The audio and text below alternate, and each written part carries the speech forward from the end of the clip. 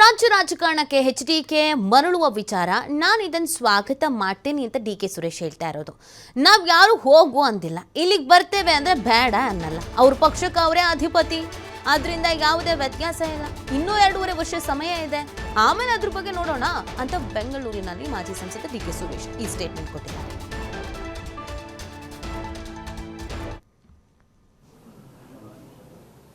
ನಾವ್ಯಾರು ಹೋಗು ಅಂತ ಹೇಳಲಿಲ್ಲ, ಬರೋರನ್ನ ಬೇಡ ಅಂತ ಹೇಳೋಕ್ಕಾಗೋದಿಲ್ಲ. ಅವರು ಸರ್ವ ಸ್ವತಂತ್ರರು, ಅವ್ರ ಪಕ್ಷಕ್ಕೆ ಅವರೇ ಅಧಿಪತಿ. ಸೊ ಹಾಗಾಗಿ ಅವರೇನು ತೀರ್ಮಾನ ತಗೊಂಡ್ರು ಅದಕ್ಕೆ ಸ್ವಾಗತ ಮಾಡ್ತೀವಿ. ಕಾಂಗ್ರೆಸ್ಗೂ JDSಗೂ ಸಂಬಂಧ ಇಲ್ಲ, ಅದು ಯಾವ ಪರಿಣಾಮನೂ ಬೀರೋದಿಲ್ಲ.